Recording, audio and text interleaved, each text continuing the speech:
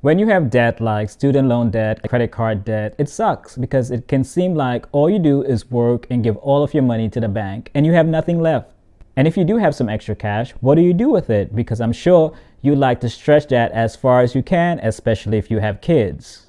So here's your game plan on how to prioritize your money the right way so that you can increase your chances of being successful and stay debt-free. Now, some people say paying off your debt should be your first step. You've got to pay off your current debt or get your debt under control. Now, when I say under control, what I mean is that you have to have a goal and a plan in place to pay off your debt. For example, you are paying more than the minimum payment amount due each month so that by X date, the debt will be paid off. So you have a goal and a plan in place. Now, if you're watching this video and you have debt, I know how frustrating it can feel when people keep saying, you got to get out of debt, you got to get out of debt. Trust me, I've been there and I've felt the same way until I learned how to live within my means and how to budget and how to manage my paycheck the right way. And in fact, I did an entire video about how I manage my paycheck routine. So if you haven't seen that video yet, I'll put a link to that video in the description below. But friends, let me just say this real quick. There could be many different reasons why people get into debt. It could be because of poor financial decisions or because of life situations.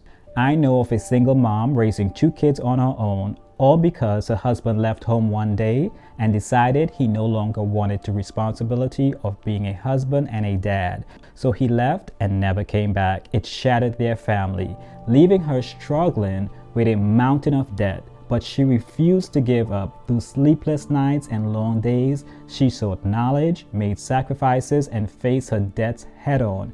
With each payment, she chipped away at the heavy financial burden that he left behind. Her story is one of strength and victory, showing that even in the darkest times, determination can overcome the highest challenges. Now, I know paying off debt doesn't happen overnight, and it can be an emotional journey.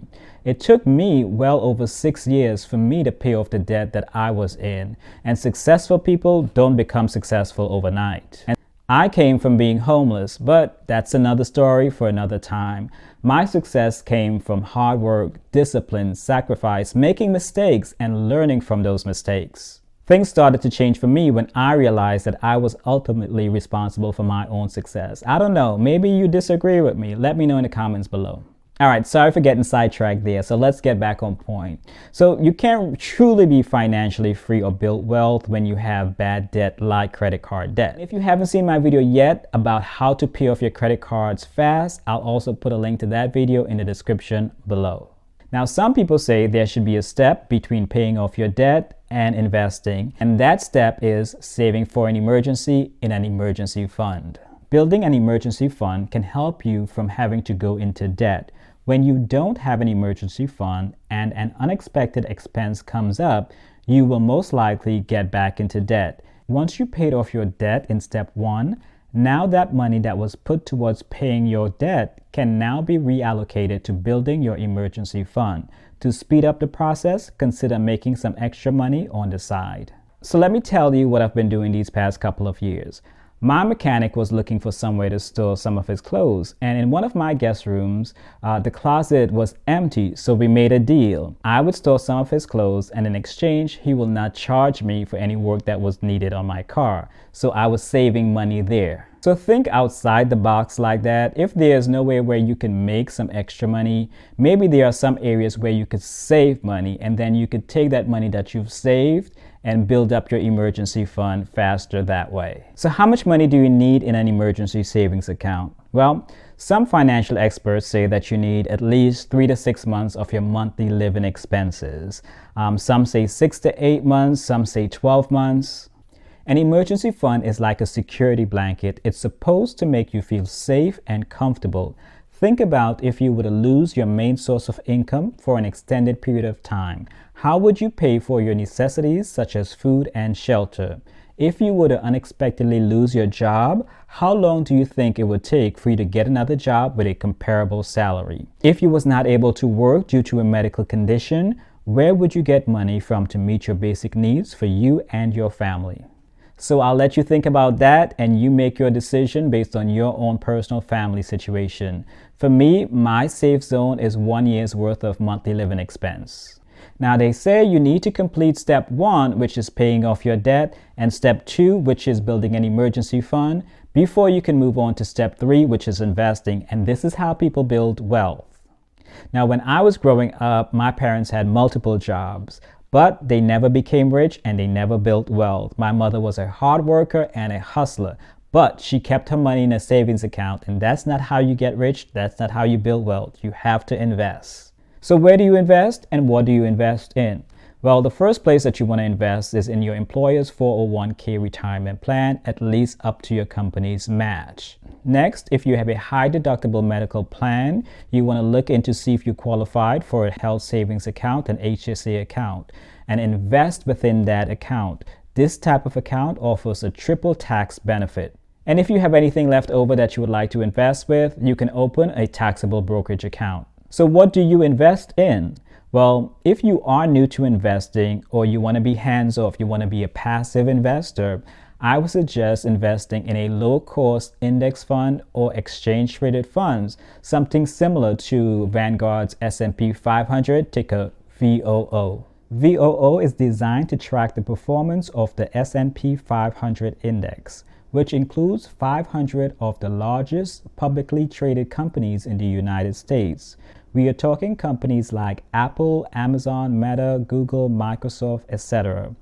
This is ideal for long-term investors, individuals who have a long-term investing horizon and want exposure to a broad range of large-cap stocks.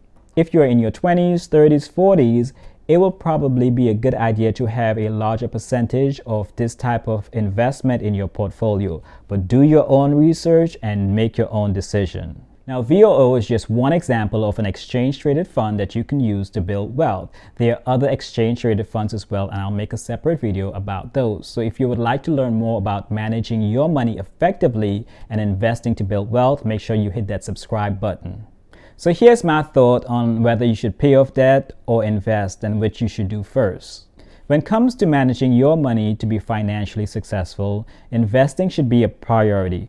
But it depends on your future goals and your risk tolerance. There are risks involved with investing and there are no guarantees. However, if you are young, have time on your side, and wanting a big lavish lifestyle in the future, the sooner you start investing, the better. Starting early is the best way of getting ahead on your journey to building wealth. You just need to educate yourself so you can make smart investing decisions. If this is you, maybe you pay the minimum required amount on your debts, you have a smaller emergency fund, and you also invest. This way, you are taking care of all 3 buckets. If you are someone who is less of a risk taker and like to live in the known as opposed to the unknown, you don't like giving your money to the bank in the form of interest payments, you want financial freedom from debt because this makes you sleep better at night, then you would want to make sure that you are paying off your debt first. And there you have it. In my opinion, there's no one right answer because what may be good for me may not be what's right for you. So you have to evaluate your current situation, your personality, and your future goals. The stock market has plenty of opportunities to build wealth. However, the stock market is not the only investment vehicle that you can use to build wealth. In the on-screen video, I share valuable information on other assets that you can use to build wealth passively. And if you're like me, I'm sure you'll enjoy the video because who doesn't like passive income? So click on the on-screen video and I'll see you there.